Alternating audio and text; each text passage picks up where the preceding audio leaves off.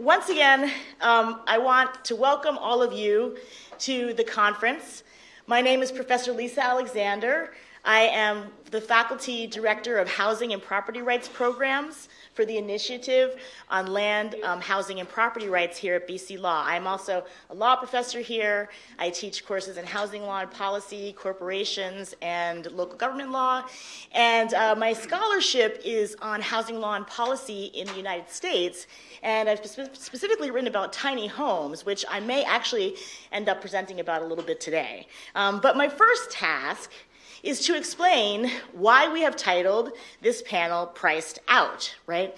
Priced Out Housing Solutions. So what is the nature of the problem? Okay, so these slides basically show that nationally, this is national data, everyone is priced out, right? The red line shows that apartment rents have gone up precipitously since about 2021 and 2022, and housing prices have gone up even more, right? So everyone nationally is priced out. And earlier this morning in panel 2, we had a presentation where we saw how this is true in Boston as well, specifically even more pronounced in Boston than nationally.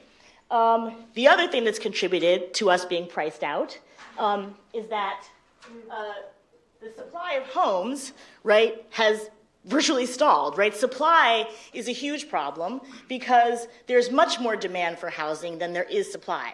That problem is particularly pronounced in Massachusetts and in Boston.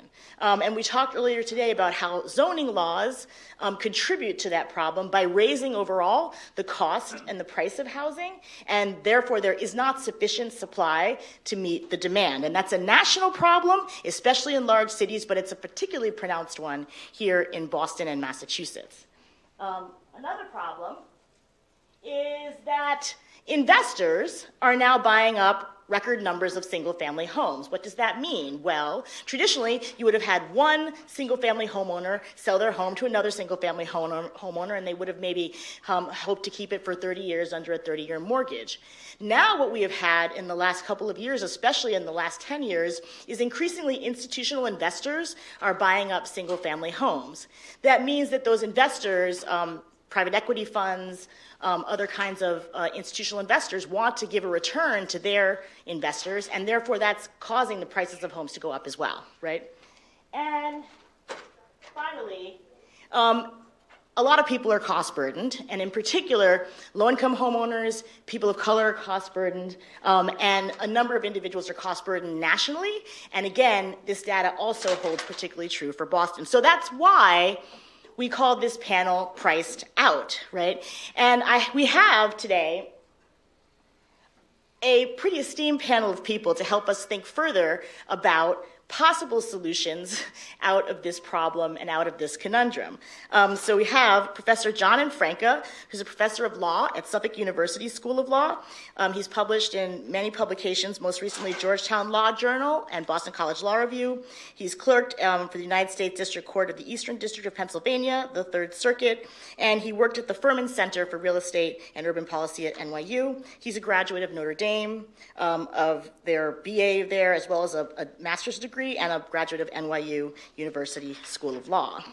We also have Joe Kriesberg, who is CEO of MassINC, which is a policy institute that's been dealing a lot with issues in gateway cities here in the Massachusetts area. He assumed that role in January 2023. He's the CEO, before that was the CEO of the Massachusetts Association of Community Development Corporations, and he's played an instrumental role in getting important bills to the Massachusetts legislature. During the COVID pandemic, he worked on eviction prevention initiatives and other initiatives, and he has a BA from Binghamton University and a JD from Northeastern in Boston. We also have Boston City Councilor Kendra Lara, which we're so happy that she's come today. She's the district councilor for District 6. She is a proud first-generation Black Dominican woman, a mother, a wife, and an artist. She was born in the Bronx, but relocated when she was young to Jamaica Plain and has since called it home. She was, as a first-year high school student, she achieved creating an organization called Youth by Youth, and she is the first Black person to be represent District 6 on the Boston City Council. So you have to clap. She was director of a radical philanthropy at a historic Boston-based organization called Resist, which was founded by world-renowned activist Noam Chomsky over 50 years ago. And with her at the helm, it became a leading force for racial and economic justice. Danielle Johnson may join us later, and if not, you've got me. So with that, I'm going to allow John Franca to begin.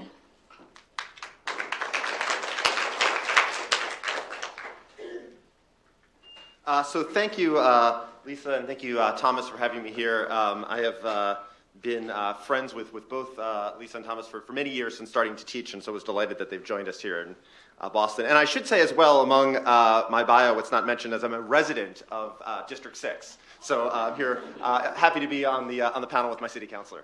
With that, I'm going to get my slides are up. If someone could advance to the next one. This is great. Even better. All right. So I'm going to start off by talking a little bit about, there's been reference before of the role of zoning in kind of the housing crisis, and so I want to start off by talking about that. So there's a wealth of research showing the effects that zoning has on housing supply. Severely restricting is something that has really been exacerbated since the 1970s throughout the United States. Zoning restrictions contribute significantly to the cost of housing. Now, of course, we also have other factors in the last couple of years, supply chain issues, various other costs that go into construction, but restrictive zoning is a significant cause of this. We just do not build enough housing, and we know this to be the case in the city of Boston. We know it to be the case in the state of Massachusetts. We need hundreds of thousands of units of housing to bring cost within reason. In addition, empirical research shows that restrictive zoning exacerbates residential segregation. So a number of studies have shown this. I've done some research recently, as was mentioned, coming out in the Georgetown Law Journal on the early legal history of single-family zoning. And it's worth noting, especially for non-lawyers in the room, the power to zone comes from states, granted to cities. It is an attribute of the police power, traditionally understood to regulate in furtherance of health, safety, and welfare. It was a real question among early proponents of zoning. How do you justify significant elements of zoning regimes, particularly single-family zoning? What is the health or safety basis for not allowing duplexes next to single-family homes? Not clearly any. Eventually, a broad notion of the public welfare governed. Eventually, aesthetic considerations were held to be sufficient for zoning.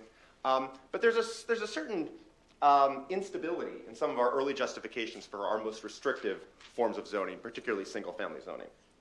And the problem this creates is the early advocates of zoning specifically put in place and envisioned zoning as being something that could be adjusted over time to respond to growing demand. But that does not occur.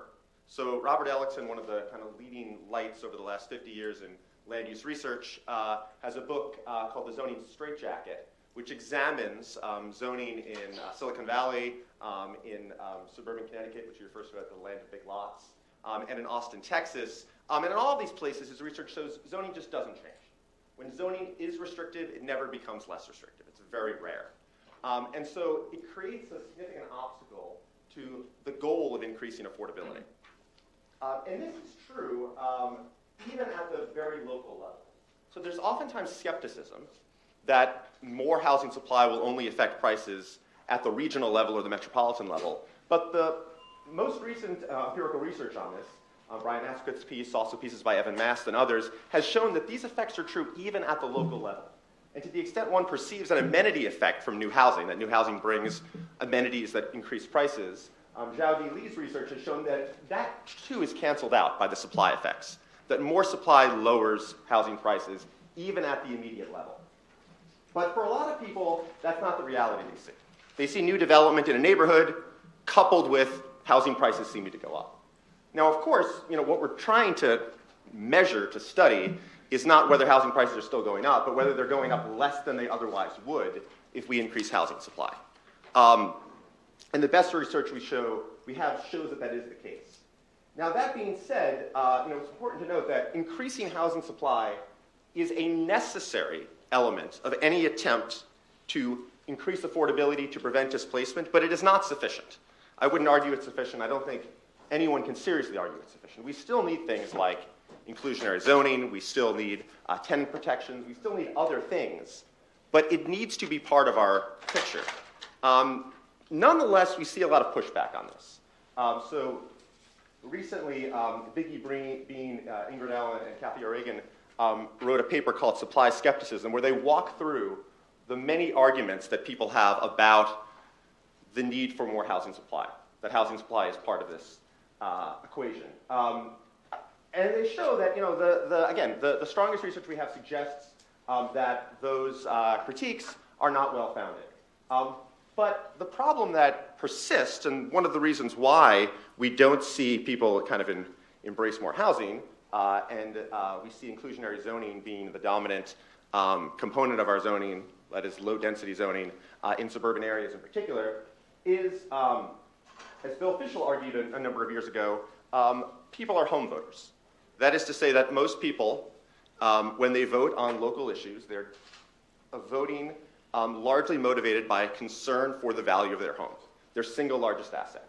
And they see more growth at the local level as likely to reduce the value of that asset. And so as a result of that, we see restrictive zoning stay in place or be very hard to push back on. And we see this referred to sometimes as NIMBYism. And the home voter hypothesis kind of explains why there's a certain rationality to that. But we also see this resistance to new development spreading also to urban areas. Michael Hackinson has some work where he shows that renters behave very much like homeowners in this way, also wanting to resist new development. And so the question then becomes, how do we address this? And so what I've argued, as have others, is we need the state to become more involved. We need the state to intervene and to displace local zoning in order to increase supply, because local individuals are unlikely to do that. They feel, whether real or not, cost locally, neighborhood character, whatever that might mean, parking.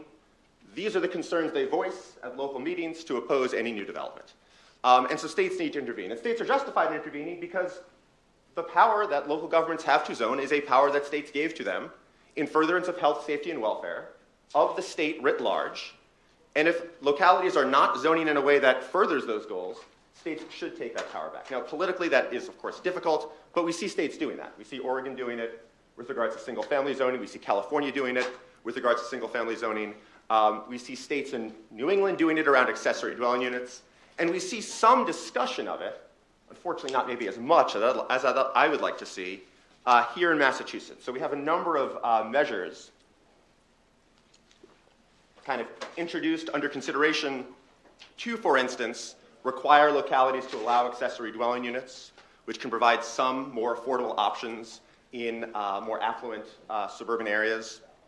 We see some efforts to, most recently actually passing the MBTA Communities Act to increase density. Of course, we see a lot of pushback on that. But we also see some proposals for more aggressive measures to do this.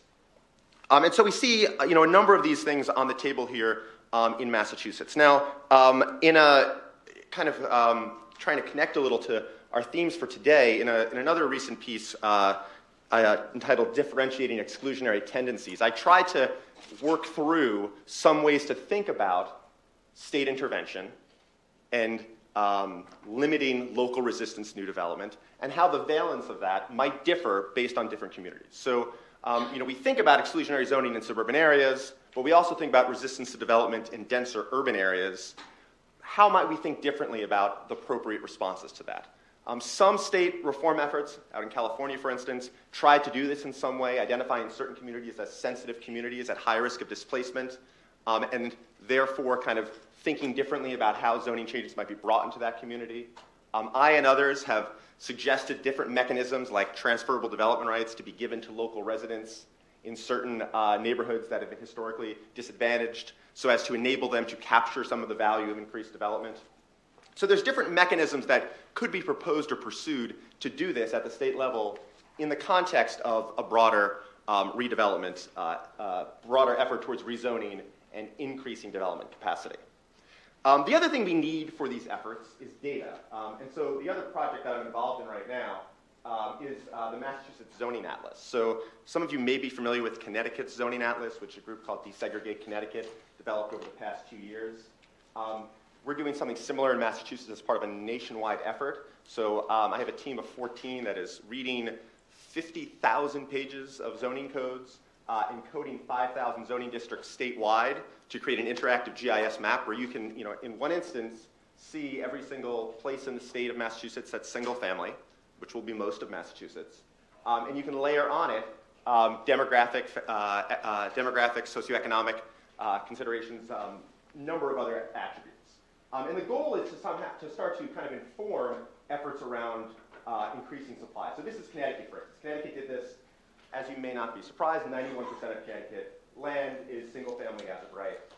Very little allows anything more dense. And so when we start to see the scope of the problem, how much land that we are keeping from development, particularly in more affluent areas, it becomes easier to then make the case, the need for reform, and to actually visualize and see and understand the effects of that reform. But I would also suggest, as a resident of Boston, that we need to think about these reforms in urban areas as well. So Boston's zoning code is almost 4,000 pages. To give you some comparisons, the average city with comparable populations, the code is around 400 or 500 pages. We have 429 zoning districts. The average city of comparable population has about 47 districts. What does this do? Well, it slows development. It makes it very hard for non-incumbent developers, for new entrants, to actually get a foothold in the market. You have to navigate a 4,000 page long zoning code. And so we need to think seriously about reform. The other thing we need to think about is the fact that we do everything in the city of Boston by variance, which is completely is not what a variance is supposed to do. A variance is supposed to be an exceptional circumstance. We do everything through variance. So rethinking and allowing more as-of-right development. And I am at time. I said I would go short. I thought I would go short. Thank you so much. Apologies.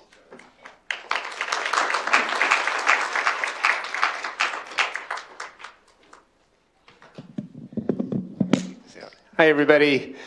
I am Joe Kriesberg, also a resident of District 6. Did you realize that this panel was all District 6? Why aren't we in District 6 right now? It would have been a lot easier. I don't know where Danielle lives, but maybe District 6. Anyhow, it's great to be here.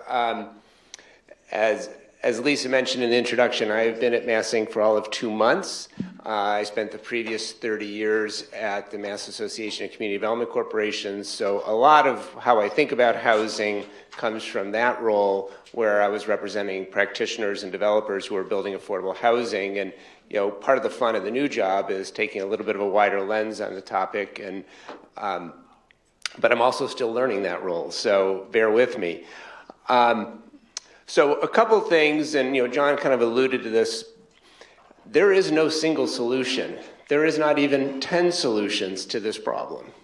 And I think in our attempt to gain momentum, we too often try to look for that, or advocates making the case for their particular idea may oversell it. And one of the frustrations I've had is just the way that fractures the housing movement and ultimately weakens what we're able to accomplish. The other thing we have to acknowledge is that, your solution might be your problem. If you own a home, rising home prices are a solution. If you rent a home, rising home prices are a problem. If you live in housing that's in poor quality and you need it to be rehabbed, get the lead paint out, maybe even weatherize it, now the house is worth more. If you own it, great. If you don't, you might not get to live there much longer. So we have to accept the reality that some solutions are problems, some problems are solutions, and that makes this a particularly thorny issue.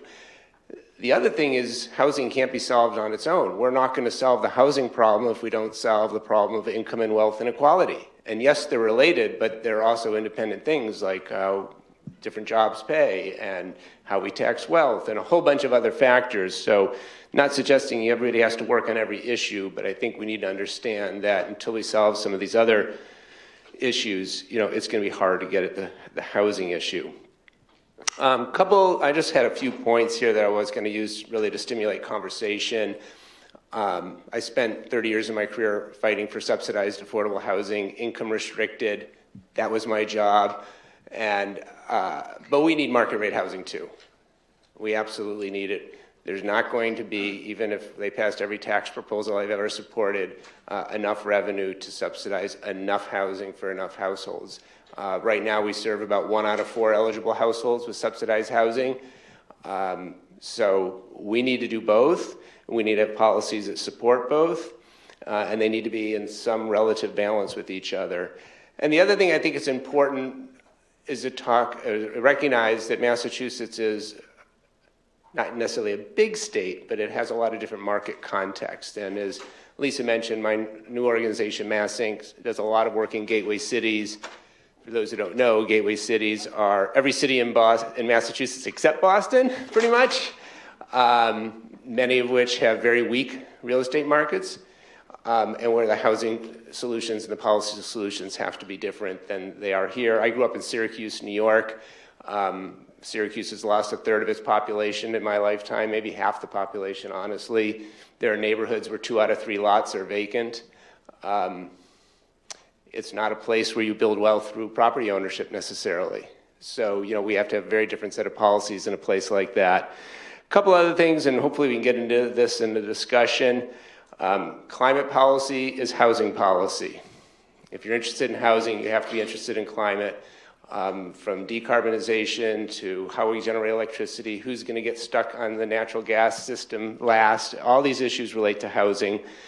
And this is more my old hat than my new hat, but we can't solve this problem without a lot of revenue. We're going to have to raise taxes. Nobody wants to raise taxes. Well, some people want to raise taxes, but nobody wants to pay more taxes. We have to find equitable ways to do that. And transfer taxes are probably one of the more equitable ways to do it. So I would encourage people to look at that as an option. And what else did I have? I'm going to leave it there. Let's hear from our city councilor from District 6, and then we can get into the discussion. Hi, everybody. Thank you so much for having me here today. As has been mentioned many a times, my name is Kendra Lara, and I am the District 6 City Councilor.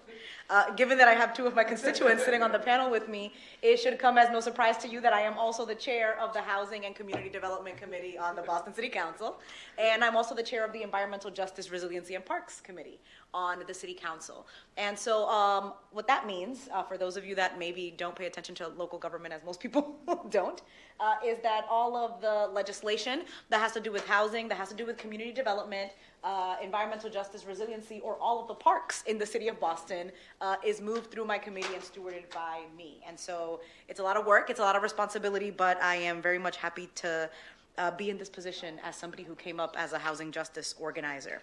So there are a couple of things that I have been writing down furiously as people have been speaking. The Mayor Wu has been doing a lot of work, and I know that Danielle's not here, and so I want to kind of give some context about what's been happening at the city level with the administration and then what happens on the city council level. And so Mayor Wu's administration and the chief of housing, Sheila Dillon, has been really focused on production and housing production and removing barriers to housing production, and also finding the points and finding ultimately the financial resources to fund that. Transfer fee, we passed, 2% sent it to the State House, fingers crossed. And so a lot of the work that's coming out of the mayor's office has to do with increasing the supply, making it easier, faster, more sustainable to build more affordable and market rate housing in the city of Boston. My work as the chair of the Housing and Community Development Committee has really rested in 3 different places. One of them is around anti-displacement, housing quality, and ultimately the third one being renter protections. So there were a couple of things that were mentioned here that I kind of want to jump off of when we talk about zoning. Zoning matters, and so I'm going to start talking about anti-displacement. And we've heard a little bit about why that's important.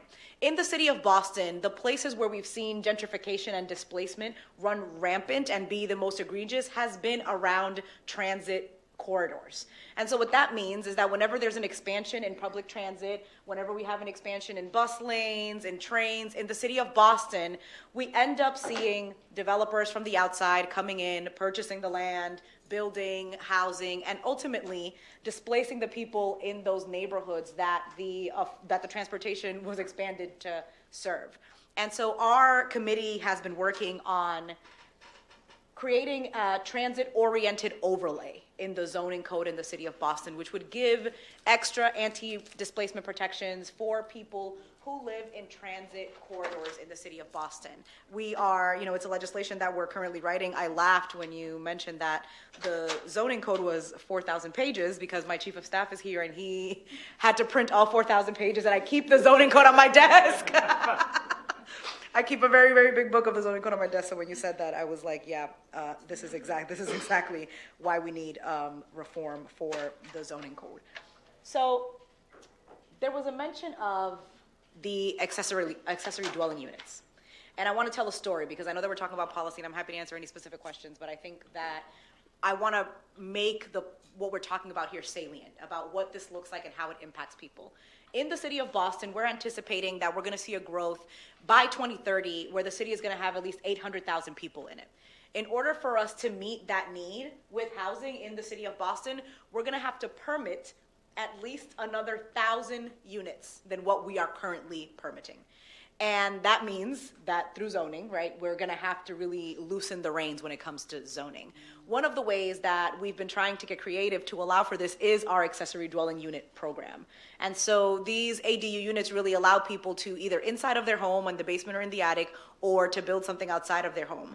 The problem with that is that our process for zoning and the approval of housing in the city of Boston is so cumbersome that if you are a tenant, an individual person who is trying to build an accessory dwelling unit, you could be in the process of getting approval through community meetings, through the zoning board, almost 3 years. That is how long it takes for one single person to be able to build a little studio apartment so that they can live in their house. And these are the complaints that you get. Is it going to mess with the character of the neighborhood? Is it going to be parking? And so on and so forth. And so our zoning code, but also our zoning approval process really makes it incredibly difficult for us to build housing. And so we're working on these anti-displacement zones, changing the zoning code so we can make sure that particularly in the places where we see anti-displacement being the most egregious, that we are really protecting people. I'm going to go to renter protection. So a couple of weeks ago, we filed a hearing order to talk about codifying the relationship between landlords and tenants in the city of Boston by creating a renter's bill of rights. And so renters in the city of Boston do have rights. Some of them are afforded by the state. Some of them are supports that are given to them by the city of Boston. But we do not have a codified renter's bill of rights for the city of Boston that really is clear and available to our renters. One of the examples that I like to use is that a landlord is not required to give you your lease in your spoken language. It's not something, so if English is not your first language and you speak Spanish, your landlord is not required to give you a lease in Spanish. And so the reason why when we talk about being priced out, renter protections are so important is because when the market is unstable, and when rents are skyrocketing, it is very easy to displace people if you're not protecting renters, if you're not making sure that they can stay in their homes. What you see is massive evictions, massive displacement, massive gentrification. And so we are going to start working on the Renters' Bill of Rights and making sure that people in the city of Boston can ultimately stay in their home. And finally, we are working on the inclusionary development policy. Do folks know what an inclusionary development policy is? See hands. Great. So the inclusionary development policy in the city of Boston requires that any developer that is building either a certain amount of units or their building is a certain size has a certain percentage of affordable units inside of their building. Meaning that if you're a developer and you're building luxury apartments in, let's say, my neighborhood of Jamaica Plain, you are required to have at least 13% of those units be quote-unquote affordable units. There are a couple of issues with our inclusionary development policy. One, 13% is not nearly enough affordable housing. I myself lived, I just moved 4 weeks ago, for 6 years in an inclusionary development unit. And in my building, there were 250 units, and 25% of the units were affordable. And that took the neighbors suing the developer for 2 years, stopping the construction and fighting for that level of affordability. So one, we have to we have to change the inclusionary development policy to ultimately grow the amount of affordable units that are required by developers. And two, our area median income is how we decide what is affordable, right? And so a lot of the units that we're building are not truly affordable. The reason for that is because the area median income is calculated not just by the city of Boston, but it actually includes 114 surrounding cities and towns. And if you're from here or if you spent any time here, you know that the surrounding towns and neighborhoods around the city of Boston, a lot of them are much wealthier than we are. And so the area median income that we use to define what affordability is in the city of Boston is actually incredibly skewed. And so where most of our quote unquote affordable units are 70 to 80, sometimes to 100% of the area median income, the area median income for a resident of the city of Boston is actually something like 60%. And if you're talking about working class and low income people, you're talking about a range of 30 to 60. And so not only are we not requiring and extracting as much affordable housing as we can from these developers who are really extracting an incredible amount of profit from our neighborhoods, we are also not accurately defining what affordable is for the people who live in our city. And so that is also, while we are building and increasing affordable units and using our inclusionary development policy, it's not really being responsive to the needs of the people who live in the city of Boston who are actually making 30 to 60%. So our office worked really hard. We had hearings, sent a letter, passed a resolution that passed unanimously on the city council to Mayor Wu to make changes to the inclusionary development policy. So the inclusionary development policy in the city of Boston is now in a process of public comment. And Mayor Wu is proposing that we grow the percentage requirement from 13% to 20%, which is a really big jump. And the reason why that is so important is because 3% of those units are now going to be set aside for Section 8 voucher holders, which make new apartments now available to people who hold vouchers. In addition to that, with all of the changes to the inclusionary development policy that Mayor Wu is proposing, it brings the AMI to anywhere from 55 to 60%. Now, obviously, we think that we need to go lower if we really want it to be affordable, and we think that we can do 25% affordable housing, but we are making strides in the work that's moving forward on the city council. Now, I know that I got my 2-minute mark, perfect time. I'm gonna stop there and just answer questions. Thank you.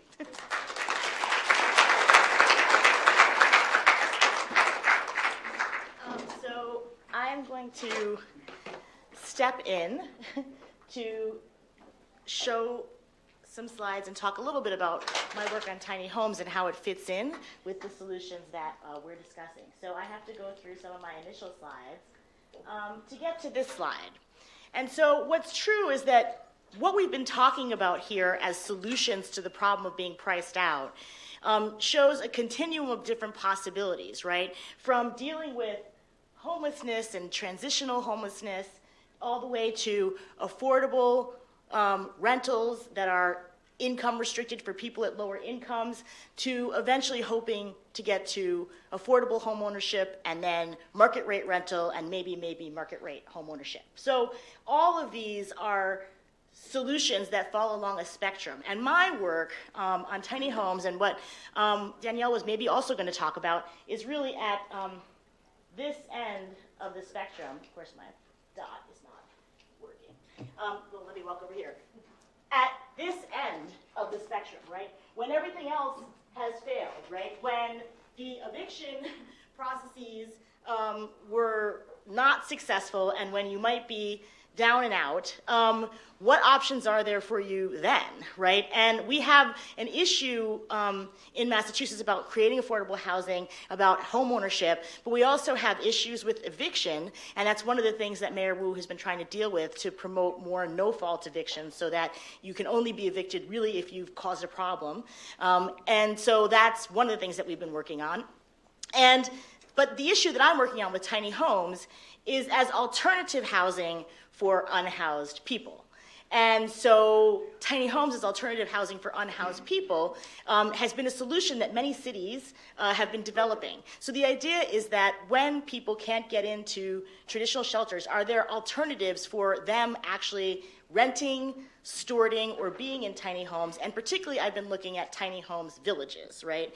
And there are tiny home villages in at least 39 of the states in the United States, and different cities handle this in different ways, including Boston, which has developed a little effort at Shattuck Hospital. So MassINC is a big issue here in Boston.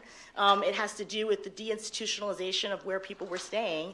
And one of these solutions that the city was working out was to create a community of tiny homes villages for at least 18 people on the land of Shattuck Hospital. And the idea is that people are getting significant services there that they would not be getting necessarily at a shelter. And they're trying to live in a community that allows them to lock the door, allows them to have a space to call their own, but it also has them in community with other people who are facing the same problem. Now, this solution will clearly not address the problem of homelessness. The solution of tiny homes also will not house every type of homeless person. There's some people for whom living in a small home really won't work from a health perspective. But I've been really interested in how cities have used this as effective forms of transitional shelter to allow people to stay for up to, say, maximum of 2 years in some situations, and then transition to more stable housing. And I've been really interested in the ways in which homeless individuals themselves in many sites have been part of creating these communities, being involved in environmental sustainability, being involved in projects, doing workforce opportunities, as well as providing shelter, and being part of decision-making councils that are at these locations. And I've been really interested in the social capital and human capital that can come from that. And so I'm going to just show you that's what a tiny home looks like. This is a legal issue in the sense that, as we discussed, most zoning codes in most places define a dwelling as 400 square feet or more. So when you're in a tiny home, if it's less than 400 square feet, you're illegally in a dwelling.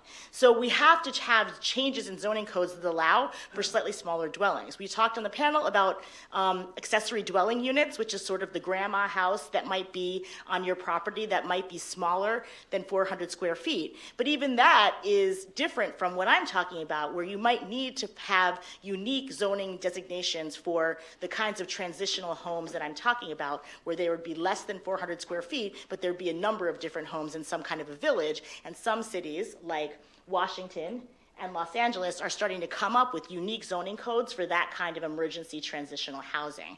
That would be in addition to the kinds of changes that we're talking about with accessory dwelling units. The issue with tiny homes as one possible solution to housing for unhoused people is that it's hard to scale, right? Most of these units are 15 people, 20 people, 10 people, and it's really only in Texas, is that my picture from Texas? Yeah, where they have a development that has been able to scale for up to 2,000 people. Right, and they have it in a unit that's outside of the bounds of Texas's zoning laws. It's part of a master plan development community, and it combines newly built tiny homes with RVs and teepee huts and other kinds of things, and they have communal spaces, communal kitchens, car development centers, actually places of worship that are all, and a health center that are all on site. Because we have lots of space in Texas, or we had, because I used to live in Texas, because we have lots of space there, and because this is outside the bounds of the zoning codes there, they're able to scale at this level. But one of the questions is, if this is a solution that other cities use, particularly cities like Boston, how do we do this? I was encouraged by Mayor Wu's idea of using vacant land that's owned by the city to create affordable housing. And one question might be, well, what percentage of that vacant land should be used for ideas like this, right? Where you could build on land. And NIMBYism, that is a problem in housing, not in my backyard, is certainly a problem when you have these kinds of developments. Nobody necessarily is signing up to have this in their community. But what is also true when I've studied this nationally is that in many locations, when the communities are built, people begin to see how homeless individuals are placed into productive communities that actually have positive spillover benefits for the neighborhood, and the resistance begins to wane. So that's one example. And what I think I want to do, so I don't take up too much time, is stop my presentation. We now have Danielle with us. And so I think what we'll do is we'll go to questions, and we can have questions from me and then questions from you for all of our panelists.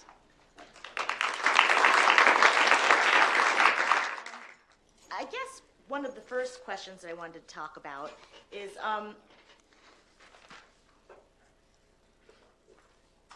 this question that actually John's presentation touched on at the end, which was, in terms of handling zoning and the ways in which communities have resisted having more dense multifamily housing in their communities, should we handle different communities differently, right? Do communities in areas that we studied earlier in the session, like Roxbury or Dorchester, have a different kind of claim to wanting to be involved in what development happens in their communities and wanting to have a say because of the history that they experience than perhaps suburban communities that have been resisting having multifamily housing in them over the years? Should we differentiate exclusionary tendencies? Is there any hope for that as a legal solution?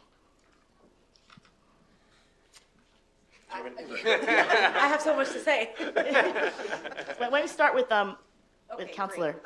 Mostly because this is something that I am faced with on the council every day, and so it's a complicated answer to it because it's a complicated question. Because yes, people in Roxbury should have a different kind of claim to be involved in what happens in their neighborhood.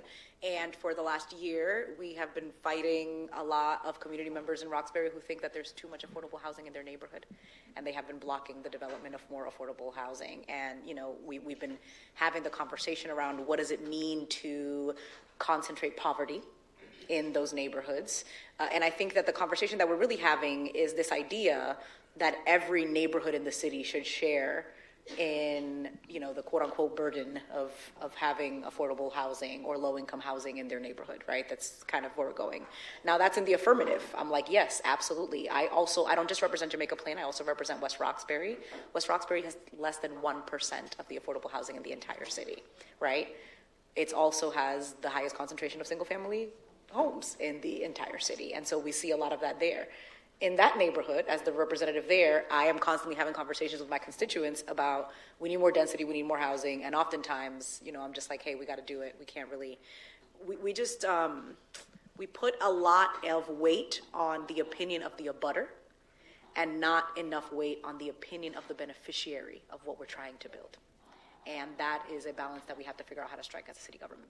John, did you want to add anything? Yeah, no, I would agree with that. I mean, in the paper that I mentioned, I make the case that you can differentiate. I want to be quite clear. I think we need more housing supply everywhere. I also think that more supply does not cause gentrification. If anything, it is going to alleviate the pressure because it's a demand side pressure. People are going to move into Rosendale if they're priced out of Jamaica Plain. They're moving into Jamaica Plain if they're priced out of the South End. So, and I also agree we need to put this everywhere. The thing that I think we really need to think about in terms of local voice and local control, and I think this is consistent with Mayor Walsh's report on the BPDA before she was elected mayor, is we need to just push it up a couple levels. It needs to be planning comprehensively at the city level and at the community level, which we do planning in Boston at the community level, but then we don't rezone pursuant to the planning, and so it doesn't actually become law. Instead of, to go to the councilor's point, abutters showing up on a Thursday night and blocking someone who wants to build an ADU. That shouldn't be the mechanism through which community participation occurs. It should occur more holistically, more comprehensively, to take into the concerns of more people, because otherwise, frankly, it's oftentimes not representative and it just slows development in an adverse way. Go ahead. Well, I would just say, I said I spent 30 years working for the community development movement, which was born as in some ways, a NIMBY movement in response to really bad decisions by local and state policymakers about what should get built in those communities.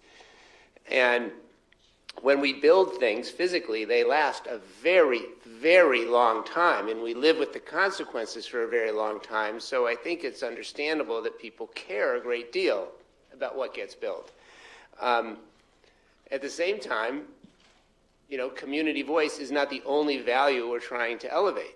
Racial and economic justice are values that we want to elevate, and sometimes those are in tension, and we just have to work it through a little bit and accept that some values sometimes run in conflict.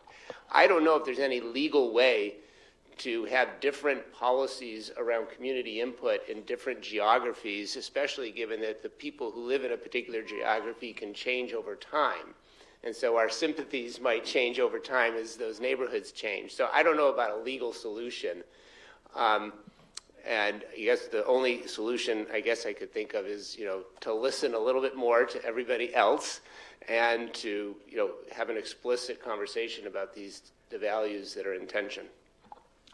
So another question that maybe allow Danielle to join the conversation is eviction and eviction prevention, right? So what we saw during the pandemic was because there was federal assistance and federal money and federal moratoriums, right?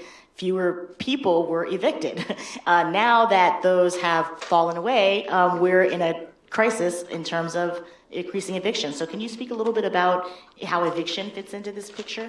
Sure, and thank you for having me, and apologies for the mix-up of not being able to present.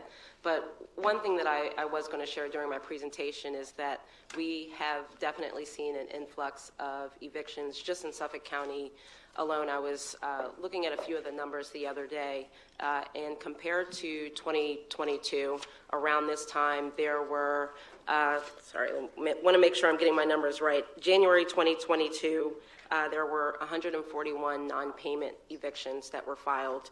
In 2023 of this year, there have been 461 non-payment evictions filed. At the end of this month, next Friday, Chapter 257, which is the last remnant of the eviction moratorium, will end, which will mean that the court will rapidly process its cases, especially for folks who are being taken to court for non-payment evictions. Eviction filings in general are also up. Last year, around this time, the total number of evictions was, again, want to make sure my numbers are right, were 4,822. And to date, that number is 8,275, and we're still in the first quarter of the year. So looking at those numbers and trying to figure out what eviction protections can we put into place right now, because all that we are seeing is an increase and an uptick in eviction filings. And then also Joe mentioned having conversations and listening to other people.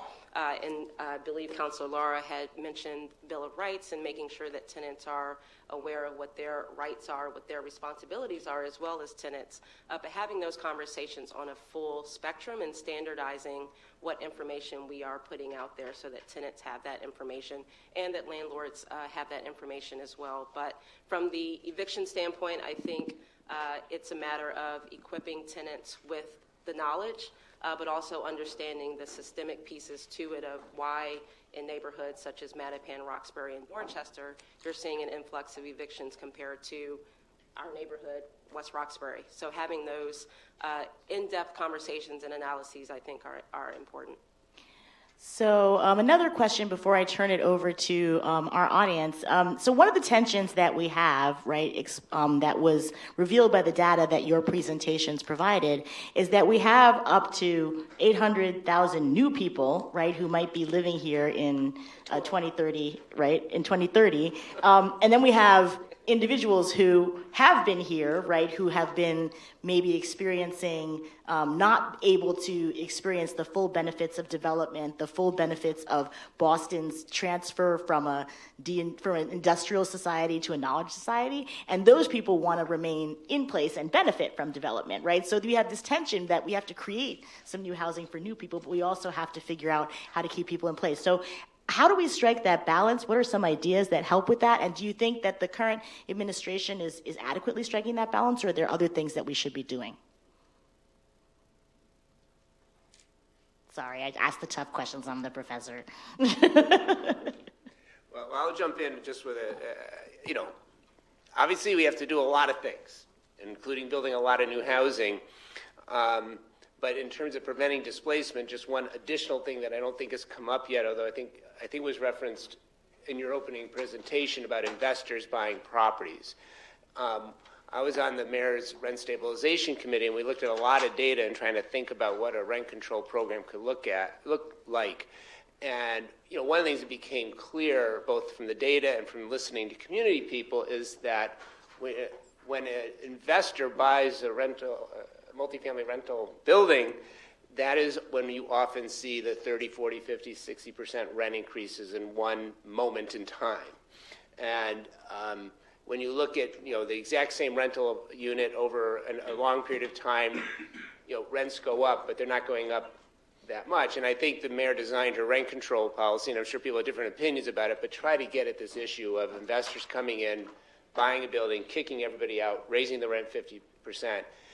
So policies that try to slow or stop that type of activity, and those could be tax policies, those could be rent control policies, there may be other ways that smart lawyers in this room could figure out to slow or stop that kind of activity without slowing some level of, property has to turn over, might help more people stay in the city.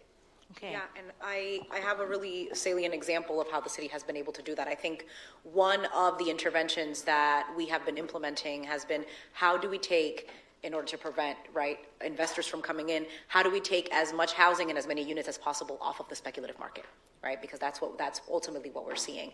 So we worked on this project. I'm really excited to talk about this the Blue Line portfolio in East Boston. So during the 2008, early 2000s housing drop, this investor purchased 36 buildings in East Boston, all 114 units across 36 buildings. Last year, this entire portfolio all of a sudden was up for sale. So we had 114 units across 36 buildings that were in the international market getting ready to purchase. And so what the city did is that, we created a coalition of people who were willing to invest, including the city with the Acquisition Opportunity Program, to take all 114 units, all 36 buildings off of the speculative market, to purchase it, put it in a community land trust, and open up the first mixed income community trust. Now, yes, you should clap. It's the first of its kind all across the state, but we were able, all of these apartments were 3-4 bedroom apartments that were made for families. And so those kinds of creative interventions that help us take as many units off of the speculative market and really stabilize communities. We could have seen the end of East Boston. East Boston has been gentrifying very rapidly. We lose those 114 units and you can say goodbye to the actual fabric of the neighborhood.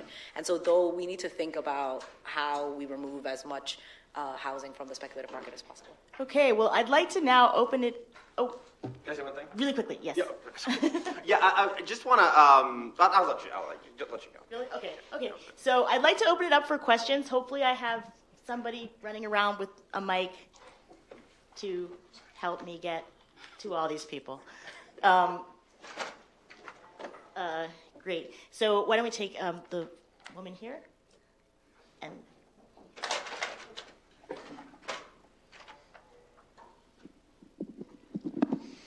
Hi, thank you all for being here. My name is Jay. I'm a first-year law student at Northeastern, I think. Okay. I had a brief comment, which is that it is critical to avoid conflating resistance to market-rate housing by low-income communities at risk of displacement with a traditional social and economically conservative NIMBYism. These are distinct forms of opposition to distinct forms of housing and should be treated as such in policy dialogues. And a question, which is, when almost 60% of Boston's extremely low-income rental households are seniors and people with disabilities who are less likely to have income that keeps pace with their rental burden, how do we ensure that affordable housing, deeply affordable housing, is being developed with those individuals in mind, particularly given their increased risk of homelessness? anyone want to respond? Okay. All right. Anybody want to? Is the question about deeply affordable, so the 30 to 60% range of kind of like the income for folks? We need partners. We need investments, right? Building affordable housing in a way that can be subsidized for that level of income requires that the city put a lot of investment into it. And so this is kind of where the state comes in. We're talking about a 2% transfer fee so that we can really bring in the resources to be able to fund. That's just one of the examples of how we can fund that housing. We have a lot of incredible partners in our community development corporations who also help us fund the creation of really deeply affordable housing. But I think that we have to have more conversations about how to do it, but that's how we've been implementing it, has been going to the state level, extracting, whether it be with the inclusionary development policy, with the 2% tax, extracting as much as we can to build deeply affordable housing, and really partnering with our community development corporations to help us do that.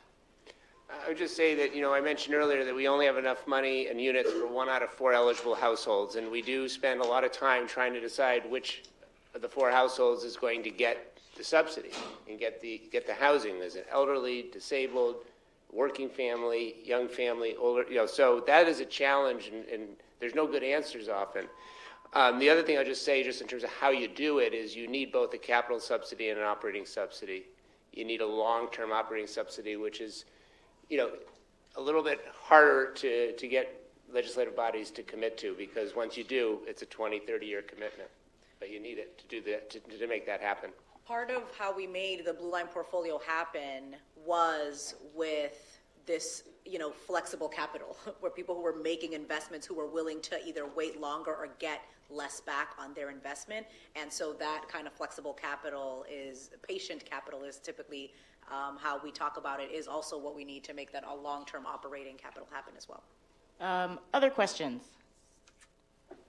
Other hands? Where's this person over here?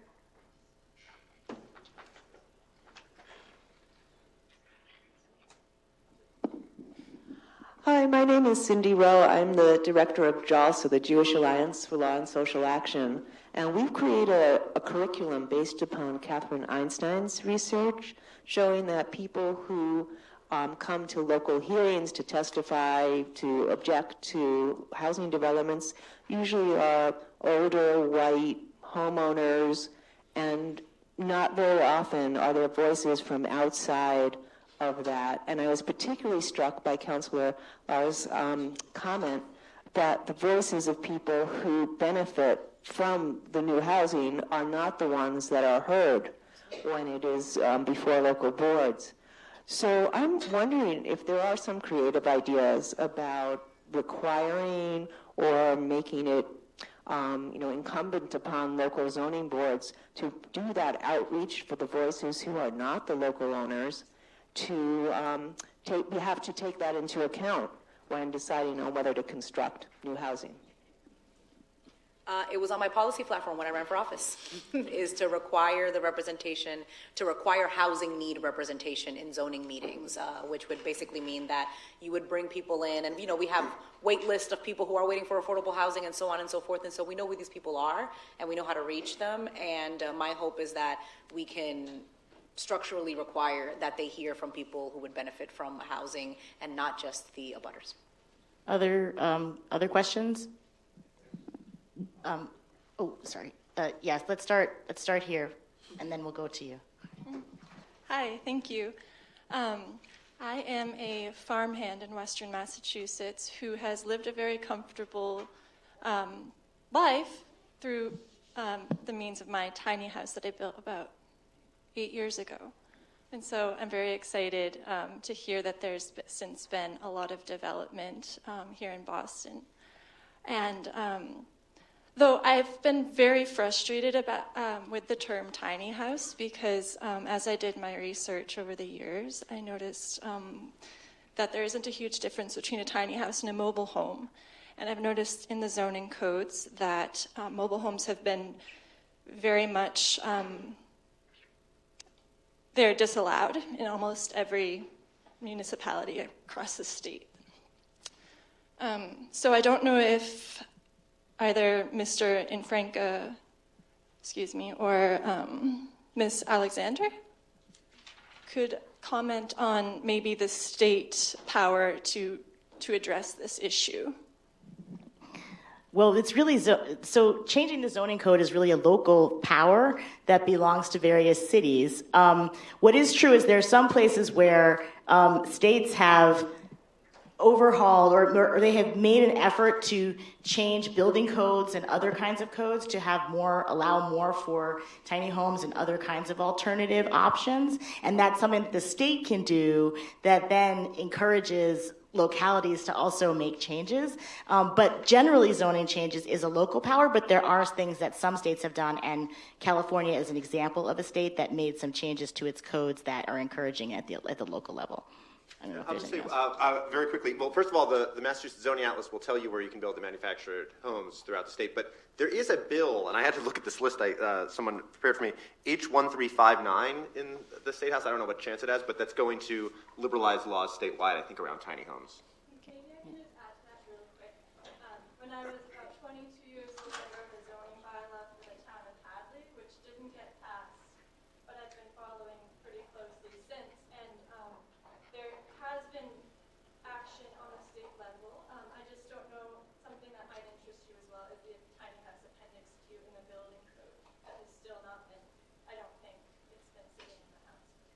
Yeah, the appendix Q exists, but yes, they have to adopt it. Let's go to the next one, if we can. Hi, everyone. Thank you so much for your presentations. I have so many questions, but I do have to leave soon, so I'm going to try to settle for two. I think one that would be a quick one for zoning reform. Wouldn't reforming zoning just add more pages to the currently existing zoning ordinance?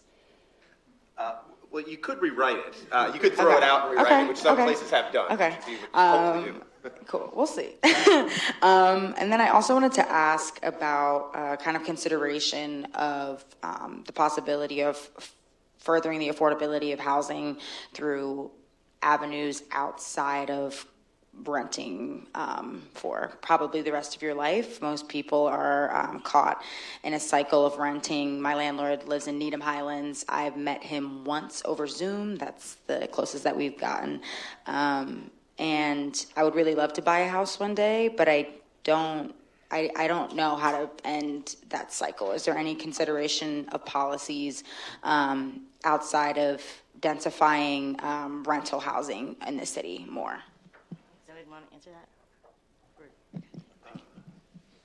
So, I mean, I guess just generally, so you're talking about like less expensive housing possibilities. Yeah. I mean, some states, we don't see that around here because because we're already kind of built out denser, have provisions for like cottage housing where it's like smaller houses that are on smaller lots. And so the land costs are less. And so depending on the housing construction. So there's like different mechanisms in play. And obviously you could have more affordable homeownership options as well. And the tiny homes would also be an example because it costs much less to construct a tiny home than it would a regular home. And so if that was an option, it would make it more affordable for people to ultimately own. And that's something that they're doing in Detroit. It's a renter-to-own model that they're using with relatively not large homes on vacant lots. They own the lots, and then basically you can rent the tiny home for 7 years, and then it becomes yours. Other questions? Yeah, oh, sorry. Just one thing I got to put a pin in. We have to wrap up at 4:20. There's a reception. I got to give a keynote, and I'm not going to miss the reception because just so you all understand how this works. So I would advise going to a lightning round, and then kind of a lightning round of responses. Great. Okay, so let's do a lightning round then. So go ahead, you first, and then see anybody over here. Okay, my name is Megan Altendorf. I'm an architect at Mass Design Group. Can you elaborate more on the impact of transfer taxes on housing affordability? And do you have suggestions for other tax reform measures, such as changes to mortgage interest deduction or low-income housing tax credit, and how this program discourages development in high-opportunity neighborhoods, which we're seeing play out in Boston, as Councilor Lara alluded to a few minutes ago? Okay, so let's take two other ones, and then we'll have a response really quickly. Yes, because I don't know that that's a lightning question, but let me see if I can write some stuff down. So there are two other questions? Yeah, right there. So we heard earlier, and we saw some incredible visual depictions of this about how Roxbury in particular is losing its black population. Yes. And I'm wondering how, and homeowners, not rent. I think that's the biggest piece of this, is homeowners are losing their homes. We talked about tangled titles a little bit, and tax foreclosures. People are losing their homes because they don't have titles. So I want to ask how Boston is dealing with this. Okay, and then the last question, and then we'll have responses. Right, one her ear.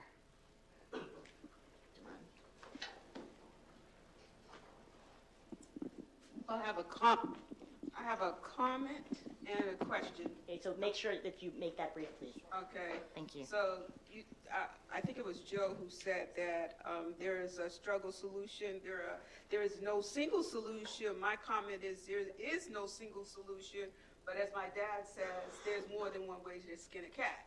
Now, I have a question regarding the zoning laws. I heard a lot, so I'm a little overwhelmed by all that I've heard, but in terms of owning and community process, I have seen from the neighborhood associations that can be problematic. I understand that there's a need for housing, but as one of the representatives said, do all the houses have to be in Roxbury? And I've seen like 2 to 3 family homes being exchanged for 94 apartments and maybe a couple of affordable homes, or not with the ability for the people there to own, but only to rent. To me, it seems like the developers are more interested in their financial wealth and not in the communities. Okay, all right, great. Thank you so much. Let's see if we can respond to these 3. Who wants to start? It seems like those might be city questions, so maybe. Yeah. So lightning answer, transfer fee. The transfer fee that we sent up to the State House only kicks in whatever, the 2%, whatever after the $2 million. So if you're, selling a property for $2 million, for more than $2 million in the city of Boston, you can pay the 2%. That's, that's my stance. I'll stand by it. We're not, in terms of how that impacts housing cost, if you're selling for over $2 million, you're making a significant profit in the city of Boston, and so it's minimal, right? And it's only 2% on top of the $2 million. So it's not 2% for the entire $2 million, it's 2% for however much you go over for the $2 million. And so the impact on the individual transfers is very small. We get a lot of bang for our buck with that. So that's kind of, I don't know a lot about what the impact on housing is, but honestly, if it does have an impact, it's just because people want to extract more profit from something, as we typically get. Let's talk about the home ownership. One of the things that we do, we talk about anti-displacement a lot with renters. And the reason why the city of Boston focuses on renters is because 65% of the people who live here are renters.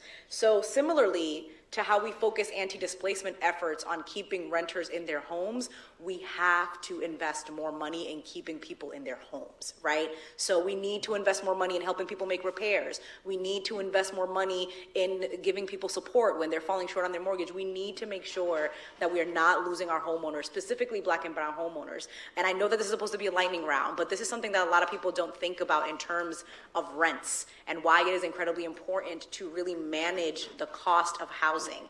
If you own a home in Roxbury and somebody is building luxury units that are not affordable around you, it increases the level, not just of your home, the value of your home, but it increases the value of everybody's home in the neighborhood. Now, if you are looking to sell your home and flip it and make a profit, that is good. If you are a Black family that purchased your home because you want to live in your neighborhood, it is not good for you because it increases the cost of your property tax. And if you can't afford your property tax, then you also can't afford there. And so when we talk about affordable housing, making sure that the housing is affordable, making sure that we're stabilizing rents and so on and so forth, it helps benefit homeowners because it stabilizes the market, it keeps people's taxes down, and ultimately it helps them stay in their home. Okay, so does anybody else want to comment on the other 3 at all? Not right now? Go ahead, quickly. I'm looking at Thomas. Yeah, quickly. First of all, the home mortgage introduction thing is huge. I mean, we should be talking about that. I mean, people talk about like student loan forgiveness, like who oppose it. Regardless of what you think of the merits of student loan forgiveness, home mortgage introduction is just like shifting tons of money to wealthy homeowners. And so we need to be thinking about that in part of all of this, I think. And that's, that's awesome. Okay, great. Well, we are actually out of time, but I have to just say some closing remarks before we go have drinks at the reception, which is going to be at Barrett House. So if you'll just bear with me on that one. Looking for Sam. Yeah, and Kira. So, yeah, thank you. So I just wanted to say that thank you all so much for coming. It takes a village to create a conference of this size.